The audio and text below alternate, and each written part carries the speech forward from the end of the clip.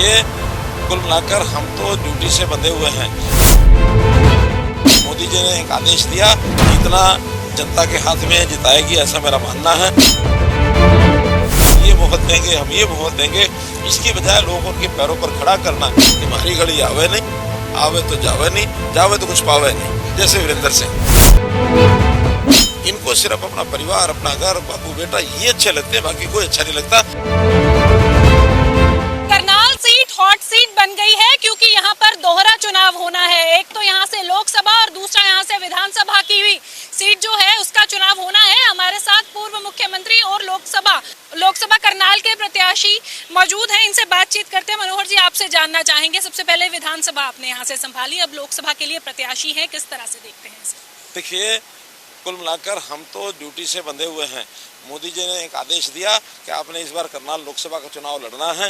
मैं पूरी लोकसभा में लगभग 70% से ज़्यादा एरिया मेरा हो गया है, बाकी बचा हुआ 3% आगे आने वाले 5-6 दिनों में मैं पूरा करूंगा।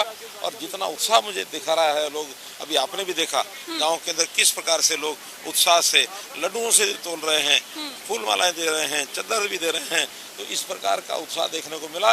मेरा पूरा विश्वास है बहुत भारी मतों से लोकसभा की सीट, और यही हमारी करनाल की लोकसभा सीट जहाँ हमारे मुख्यमंत्री विधायक का चुनाव लड़ रहे हैं, उसको भी हम भारी बहुमत से जीतेंगे, ऐसा मेरा विश्वास है। सर, आपसे दिनचर्या जरूर जानना चाहूंगी क्योंकि इससे पहले आप सीएम रहे हैं, तब भी बहुत ज्यादा हेक्टिक शेड्यूल आपका रहा होगा और जाहिर तौर पर जब आप प्रचार करते हैं तब और भी ज्यादा हेक्टिक हो जाता है। देखिए, मेरा वैसे तो सामान्य तौर पर मैं 6 और 6:15 के बीच में उठ जाता हूँ। प्रातःकाल उठ के अपनी दिनचर्या करके, योग आदि करके, और मेरे 9 बजे से नियमित कार्यक्रम शुरू हो जाते हैं। जनता से मिलना हो, कोई ऑफिस की बैठकें हों, अभी तो आजकल चुनाव के दौरे, चुनाव का दौरा तो मेरा आज पहला कार्यक्रम 8 बजे था, कहीं 1-2 दिन पहले 7:30 बजे भी था। तो प्रातःकाल 7:30-8 बजे से लेकर के और 11-11:30 बजे तक, जब धूप ज़्यादा है, अभी आजकल चौके लू बहुत चल रही है, तो 11 बजे के बाद शाम को 4 बजे तक अन्य कार्यक्रम बैठ के हैं, अथवा आप जैसे लोगों से बातचीत करना है। अभी आज जैसे बार एसोसिएशन की मीटिंग थी, अब कल हमारी एक समाज की बैठक थी, पाल समाज की थी, सिख समाज की थी, अन्य समाजों की बैठकें चल रही हैं। 4 बजे से फिर हम रात के 8-8:30 बजे तक फिर इसी प्रकार का रोड शो करते हैं। रात्रि को संगठनात्मक बैठे हैं, व्यवस्थाएं हैं, वो सब देखते हैं। पूरे प्रदेश का भी मुझे सारा ध्यान रखना पड़ता है क्योंकि हमारे मुख्यमंत्री भी चुनाव लड़ रहे हैं, मैं भी चुनाव लड़ रहा हूँ, तो हम ऑनलाइन सब एक दूसरे के साथ जुड़े रहते हैं और रात तक सारी व्यवस्थाएं देख करके उसके बाद लगभग 12 बजे जितने टेलीफोन करने होते हैं, जितने लोगों से संपर्क करना होता है, जिनके बातों का जवाब देना होता है, तो 12 बजे के आसपास फिर मैं सोता हूँ। तो ऐसे 6-6.5 घंटे की नींद और दिन भर के कार्यक्रम ये सारे मेरे चलते हैं। सर, क्या क्या प्राथमिकताएं रहेंगी अगर यहाँ से आप जीत जाते हैं तो? देखिए, जितना जनता के हाथ में जिताएगी, ऐसा मेरा मानना है। और यहाँ जैसे भी केंद्र सरकार की ओर से जितने बड़े से बढ़िया कोई विकास के काम करवाने की बात आएगी, क्योंकि लोगों की डिमांड्स बहुत हैं, लेकिन आज हम उनको आश्वासन इसलिए नहीं दे सकते, आचार संहिता लगी हुई है, लेकिन उन सब के ऊपर विचार करके इस इलाके में किसानों का, कृषि प्रदेश है हमारा, तो किसानों के नाते जो कठिनाइयाँ समस्याएं उसको दूर कराएंगे। ऐसे जो हमारे रोजगार युवक जो बेरोजगार हैं उनको रोजगार कैसे ज़्यादा मिले वो कराएंगे। गरीब महिलाएं हैं जो मोदी जी ने जिनको लखपति दीदी, ड्रोन दीदी इस नाम से संज्ञा दी है, तो उनको उनकी इनकम परिवार की कैसे बढ़े, गरीब परिवार का कैसे इनकम बढ़े। हम अंत्योदय के सिद्धांत पर चलते हैं, अंतिम का उदय हो, ताकि ये जो घोषणाएं पार्टियां करती हैं, हम ये मोहत देंगे, हम ये मोहत देंगे, इसकी बजाय लोगों को उनके पैरों पर खड़ा करना, ये सरकार की प्राथमिकताएं रहेंगी, ताकि लोग अपना पैसा खुद कमा करके वो खाएंगे, उनका स्वाभिमान भी जागेगा। मुफ्त देने से स्वाभिमान नहीं जागता, बल्कि लोगों के अंदर एक भावना, जो हीन भावना आती है, वो नहीं आएगी। हम जो है इस प्रकार के काम के लिए लोगों को आगे बढ़ाएंगे। आपका चेहरा प्रदेश में काफी बड़ा रहा है, आपके सामने कांग्रेस ने जो है यूथ कांग्रेस का एक जो नेता है वो उतारा है, दिव्यांशु, किस तरह से देखते हैं इसे? देखिए, उनके पास किसी प्रकार का कोई ऐसा था ही नहीं, कोई ऐसा व्यक्ति जिसको करनाल से वो लड़ा सके। अब चूंकि नए आदमी को तो कहीं से भी वो लड़ाएंगे, लड़ने के लिए व्यक्ति तैयार हो जाता है, और वो भी कोई यहाँ के नहीं है, बाहर से आए हुए हैं। लेकिन बाहर से और यहाँ से इतना विषय नहीं है जितना इस प्रकार के व्यक्ति को, जिसको कोर्ट ने भी भगोड़ा घोषित किया हुआ है। उन्हें कोई दोष किए होंगे, फिर कोर्ट में उनकी तारीख लगी, नहीं वो पेश हुए तो उनको भगोड़ा। अब उन्होंने जमानत ली है, तो जमानत ले करके एक आदमी, और केवल ये नहीं, और भी जो इनके प्रत्याशी हैं, सबके साथ कोई ना कोई अपराध का, क्राइम का ऐसा टैग लगा हुआ है, जिसके कारण से लोग उनको नापसंद कर रहे हैं। तो इसलिए हरियाणा में हमें किसी प्रकार की कोई कठिनाई नहीं है। हमारे जितने भी कैंडिडेट हैं वो उनके ऊपर हावी और प्रभावी है। कई जगह पर आपकी भी रैलियां हुई हैं, इवन 2-2, 3-3 रैलियां जो है वो मुख्यमंत्री नायब सैनी ने भी की हैं। आप भी कई जगह पर जाके आए हैं, तो कौन सी सीट सबसे ज्यादा टफ मानते हैं? देखिए, टफ तो कम ज़्यादा कहीं ना कहीं आखिर जनता होती है, जनता की सोच भी अलग होती है, पार्टियों के स्टैंड भी अलग होते हैं, कैंडिडेट के अपना जो व्यक्तिगत प्रभाव वो भी अलग होता है। तो जैसे पिछली बार हमारी सबसे जो कमज़ोर सीट रही थी वो रोहतक रही थी।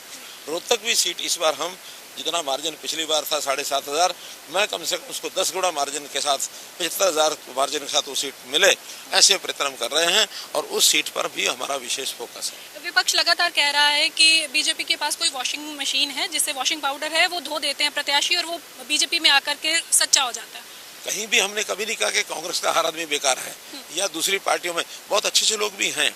आखिर जनता जिनको पसंद करती है वो कांग्रेस में होंगे या अन्य जगह होंगे, और कांग्रेस में चूंकि उनकी जैसी संस्कृति है, जैसे उनका सिस्टम है, वहाँ उनको महत्व मिलता नहीं है। सामाजिक काम करने वालों को भी वहाँ स्थान मिलता नहीं है। वहाँ पारिवारिक पार्टियाँ हैं और पारिवारिक पार्टियों में वो किस प्रकार से लोगों को लेते हैं, इसका उदाहरण ये है कि जैसे पिछली बार भूपेंद्र हुड्डा उनके बेटे दोनों लड़े। इस बार जब आप ही लोगों ने पूछा उनसे कि आप दोनों सीटें लड़ेंगे, उन्होंने कहा नहीं, पिछली बार बाप बेटा दोनों लड़े थे, दोनों हार गए, और हम जो है इस बार दोनों नहीं लड़ेंगे, एक लड़ेंगे। इसमें से इम्प्लाइड अर्थ ये है कि हारे तो 10 के 10 हैं, लेकिन गम उनको सिर्फ 2 का है। इसका मतलब 8 की तो चिंता उन्होंने उस समय भी नहीं की, और इस बार शायद हो सकता है अपने गम को आधा करने के लिए कि एक अपना हो, उसी का गम हो, बाकी 9 हारे उनका गम ही नहीं है, तो हारेंगे 10 के 10, गम 2 की बजाय 1 का होगा। ये भूपेंद्र हुड्डा की बातचीत में से अर्थ निकल के आता है। तो उनके यहाँ किसी भी का लगाव अपने बहुत पुराने लोगों को, निजी लोगों को, और वो ऐसा फेंक देते हैं, और जिनके हाथ विश्वासघात करते हैं। अब विश्वास करके और वीरेंद्र सिंह जी को ले गए अपने साथ।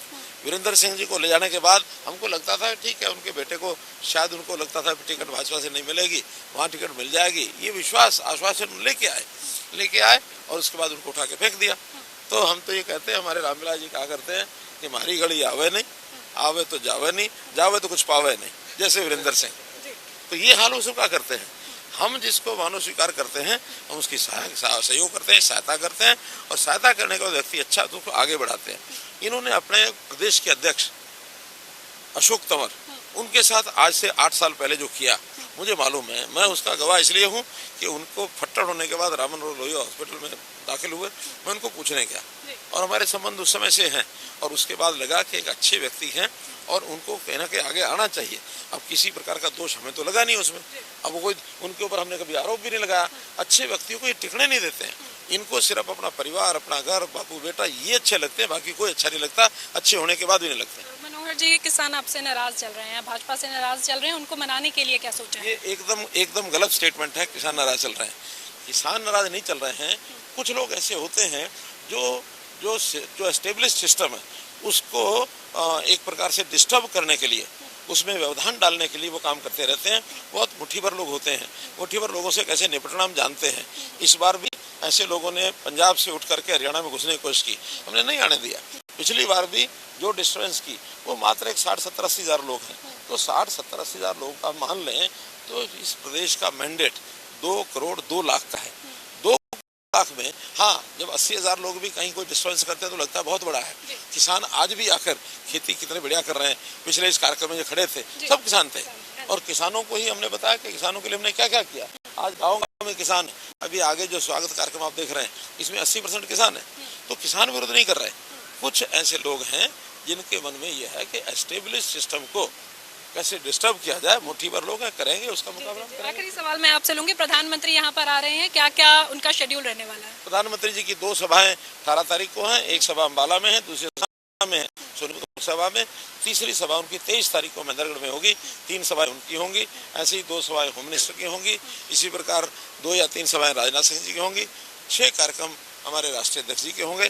तो सब नेशनल लेवल के जितने लीडर्स हैं उनके कार्यक्रम अब आज से कल से शुरू हो गए हैं। आसपास के प्रदेशों के मुख्यमंत्री भी आ रहे हैं, वो भी कार्यक्रम कर रहे हैं। 23 तारीख तक पूरा कैंपेन जो हमारा चल रहा है इसको और आगे बढ़ते हुए हम देख रहे हैं। इसका परिणाम जो है 4 जून को निकलेगा। बहुत बहुत शुक्रिया। तो ये थे हमारे साथ पूर्व मुख्यमंत्री और लोकसभा करनाल के प्रत्याशी मनोहर लाल, जिन्होंने बातचीत की है कि क्या उनकी प्राथमिकताएं लोकसभा के लिए रहने वाली है। वीडियो जर्नलिस्ट नितिन के साथ लिविंग इंडिया के लिए करनाल से हरसिमरत।